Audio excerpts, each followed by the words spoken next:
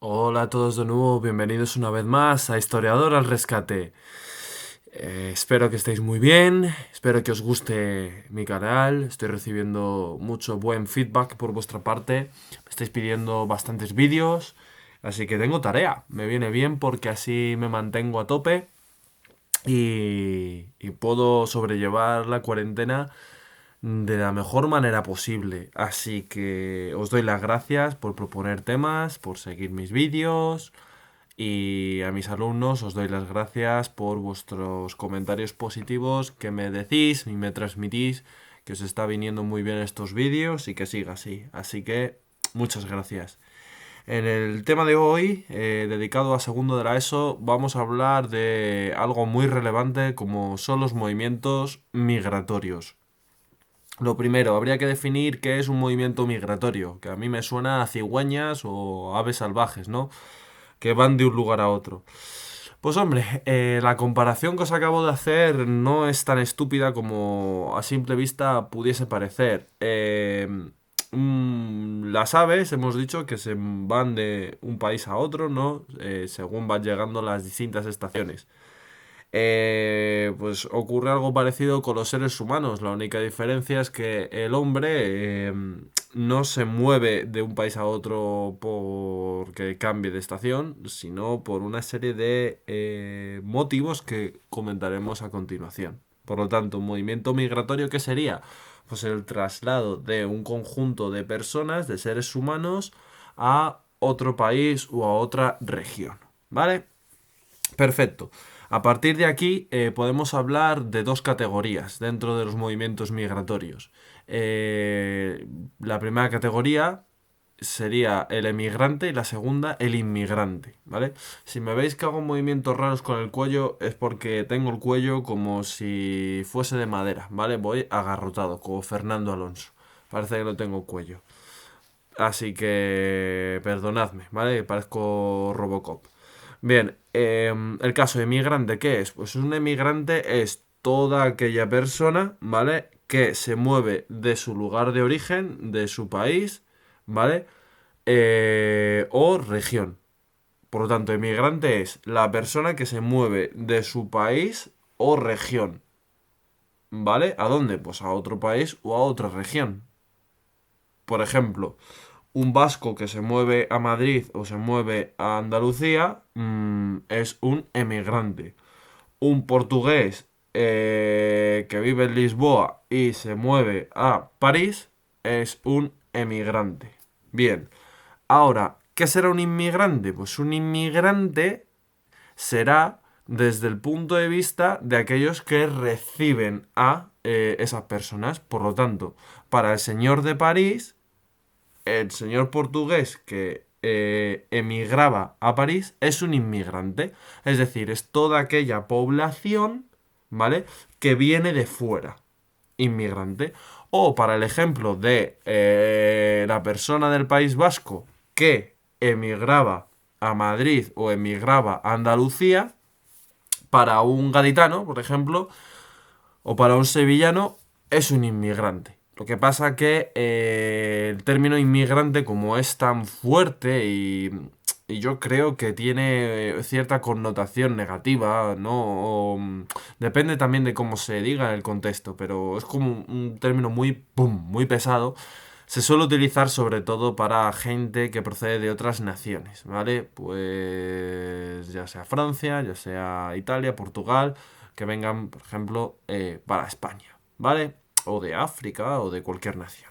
Por lo tanto, emigrante, persona que se mueve de un país o que se mueve de región.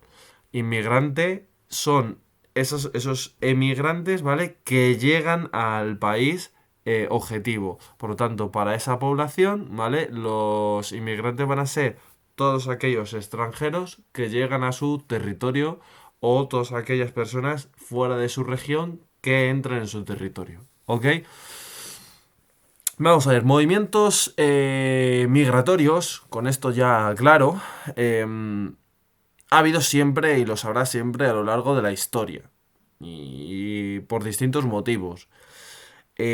Por ejemplo, movimientos migratorios, hubo también en la Edad Media, ¿no? A mí se me ocurre a finales de la Edad Media, principios de la Edad Moderna, la expulsión de los judíos llevada a cabo por los reyes católicos. Esto provocó que todos estos judíos sefarditas, ¿vale? Se llamaban sefarditas porque ellos denominaban la península ibérica como Sefarad. Pues todos estos judíos tuviesen que irse, ¿vale? Tuviesen que emigrar a otros países. Muchos fueron a Portugal, otros a Italia, otros a Polonia, otros a Alemania, ¿vale? Y unos poquitos, pues, a Turquía y Oriente Próximo. Por lo tanto, ha ocurrido siempre. Sin embargo, con la llegada de la revolución industrial, la mejora de los medios de transporte, el barco de vapor, el ferrocarril, va a aumentar los movimientos migratorios. ¿Qué grandes migraciones tenemos? Pues tenemos grandes migraciones como a finales del 19, las migraciones de italianos, irlandeses. ¿A dónde? Pues fundamentalmente a Estados Unidos. A Estados Unidos se convierte, sobre todo la zona de New York, de Nueva York, se convierte, ya sabéis, en el sueño americano, ¿no? Tú puedes llegar aquí pobre y trabajando, medrando dentro del sistema capitalista, puedes llegar a ser un entrepreneur, un emprendedor, ¿no? Y conquistar tus sueños y ganarte una buena vida. Italia en esta época es un país muy pobre, Irlanda sufre la fuerte crisis de la patata. Si no me creéis, chequearlo en internet, es curioso como una patata y su escasez puede provocar tanta pobreza y tantas muertes. Entonces marchan a estos nuevos territorios. Los españoles también formamos parte de estos movimientos migratorios en el siglo XIX y sobre todo tras la Guerra Civil Española ya en el siglo XX. Vamos a marchar sobre todo a Estados Unidos. Tenemos una mínima presencia en Nueva York, minimísima. Pero sobre todo vamos a ir a Latinoamérica, tiene sentido, ¿no? Fueron antiguos territorios del Imperio Español y además compartimos cultura y compartimos el idioma, ¿vale? La barrera del idioma, por lo tanto, queda superada. Y sobre todo los focos que van a atraer a estos emigrantes van a ser fundamentalmente Venezuela y Argentina, que en aquel momento, a mitad del siglo XX, a mediados del siglo XX, a pesar de que ahora están muy mal económicamente, eran zonas bastante desarrolladas y con una economía óptima, muy buena, la verdad. Bien, ¿por qué van siguiendo con esta argumentación? ¿Por qué se va a producir los movimientos migratorios? Pues hay muchísimas causas. Pues tendríamos, por ejemplo, eh, las causas de la voluntariedad, ¿vale?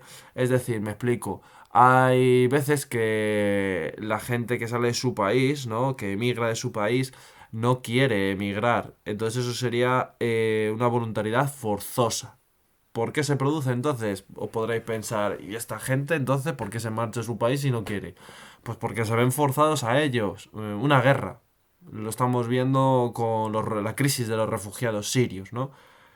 Que ahora parece que con el tema del coronavirus ya no importa nada. Pero vemos que al menos 1 millón de personas está ahora mismo hacinada en campos de refugiados y que están luchando por pasar de Turquía a Grecia y de allí dar el salto a Europa y poder ganarse una vida digna. Entonces huyeron de la guerra debido a las primaveras árabes que estallan en el año 2011 y las revueltas contra el presidente barra dictador de Siria, al-Assad. Entonces, bueno, pues esta gente que lleva una vida normal como nosotros, ven que su existencia cambia en un segundo y se ven forzadamente a tomar una decisión, o bien coger un fusil y defender su patria, teniendo grandes posibilidades de morir en el proceso, o bien marchar, huir, intentar sacar adelante a su familia, ¿vale? También puede ser forzoso por crimen organizado, por gente que viva en países donde la presencia del Estado es insignificante, véase Somalia, véase ciertas regiones de Nigeria y quieren dar el salto a Europa, a Occidente, porque tienen que ganarse la vida y huyen de la miseria. O, por ejemplo, pues simplemente por eso, efectivamente, por miseria, por pobreza, ¿no? Como pudiese ser casi todos los movimientos migratorios que se producen de África a Occidente. O dentro de la voluntariedad tenemos que puede ser, un caso puede ser totalmente libre, es decir, personas que de forma voluntaria, ¿no? Que en su ejercicio de su libertad quieren marchar a otro país, ¿vale? Bien, más cositas, más tipos de movimientos migratorios, pues según su condición jurídica, será regular o irregular, perdonad. Regular, pues bueno, es sencillo. Si cumple con toda la ley, es decir, tú llegas a un país con no saltándote ninguna ley, con tu pasaporte en orden, tu permiso de trabajo, con tu permiso de residencia, etcétera, etcétera, etcétera. Por lo tanto, pues no habría ningún problema. Pero claro, esto es como una especie de sueño dorado, porque en verdad eso ocurre en muy escasas ocasiones. La gente, los refugiados que os he mencionado antes, y tampoco me voy a un caso tan extremo como una guerra, procedentes de Europa del Este también, o procedentes del África subsahariana, tenemos que han llegado muchas personas y seguirán llegando.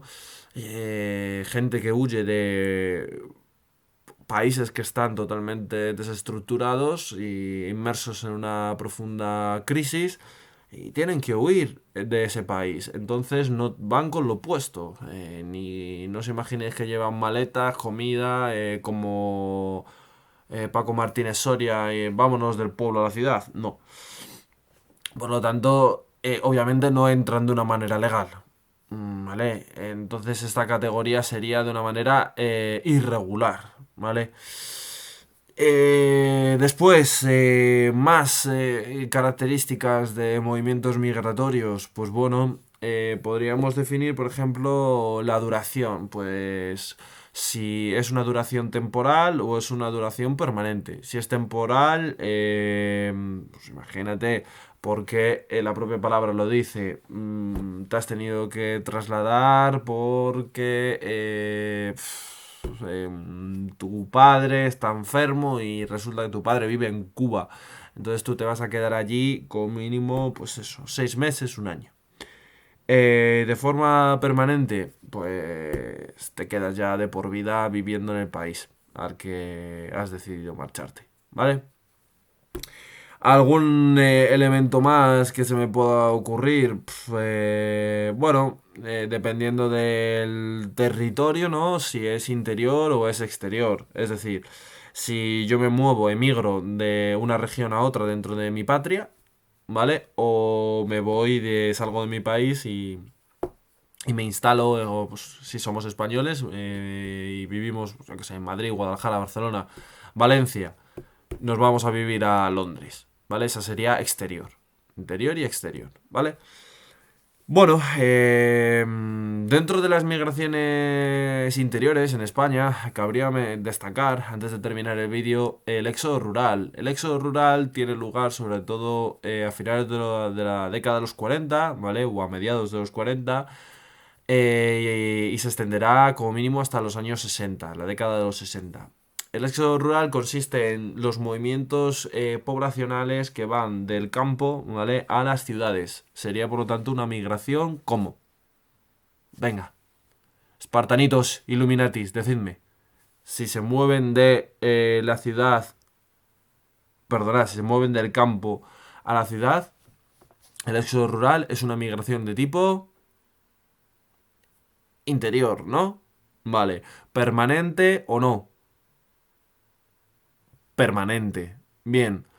¿Regular o irregular? regular en la mayoría de los casos, ¿vale? Porque son connacionales, son gente que vive dentro de la patria, dentro de la comunidad del país, no vienen de fuera, ¿vale?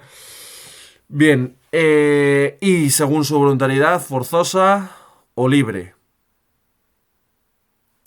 Aquí se abre un buen debate.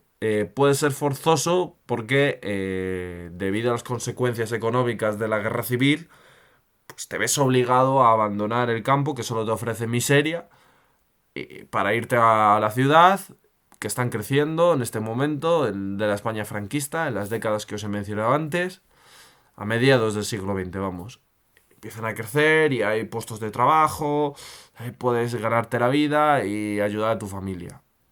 Pero claro, también interviene un factor libre, porque nadie te obliga a irte del pueblo.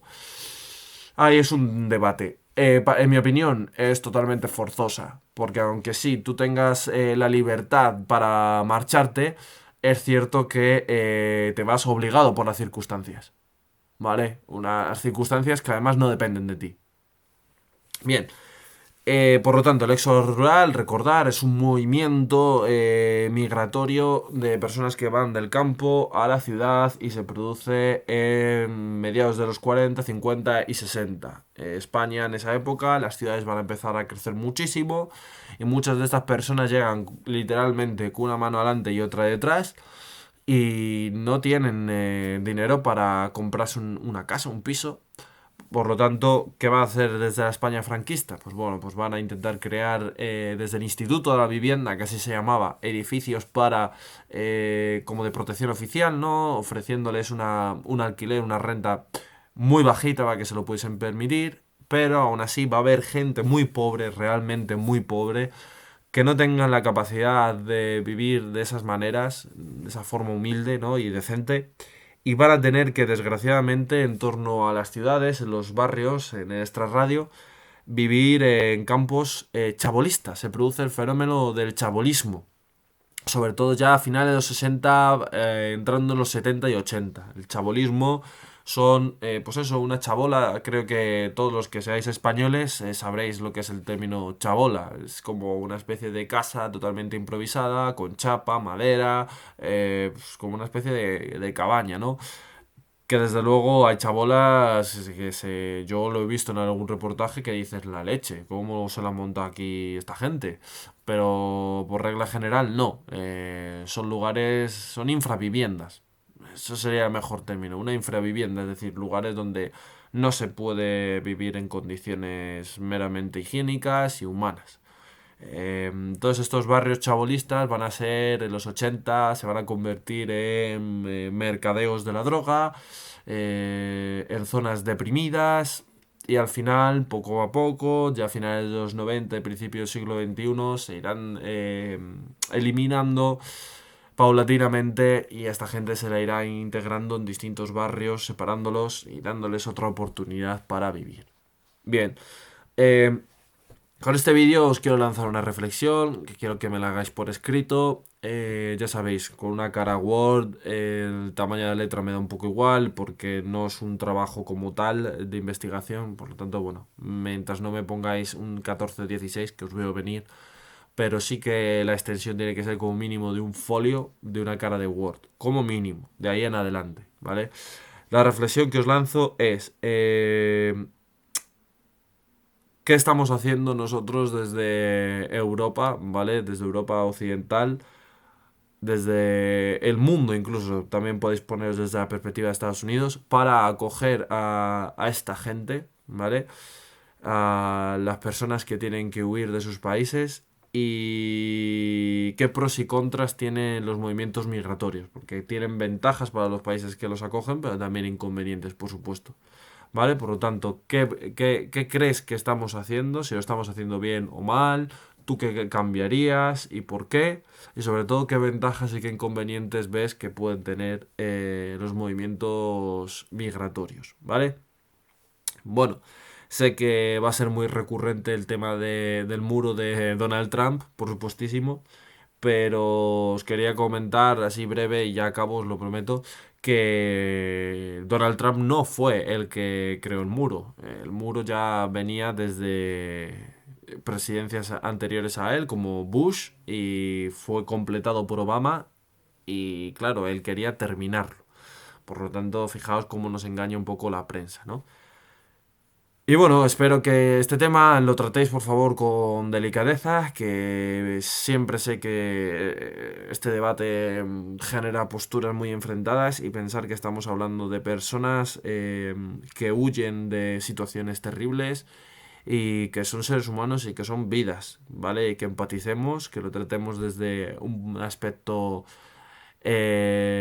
cristiano y que reflexionemos y siempre con educación y respeto, teniendo en cuenta las opiniones de los demás, ¿vale? Así que nada, espero que os haya gustado el vídeo, que os haga reflexionar y aprender. Y si os ha gustado, como siempre os digo, darle al like, os suscribís, le pincháis a la campanita de las notificaciones y seguid mi cuenta oficial de Instagram, que es historiador barra baja al barra baja rescate. Así que un saludo y muchas gracias. Sed buenos y sed felices. Chao.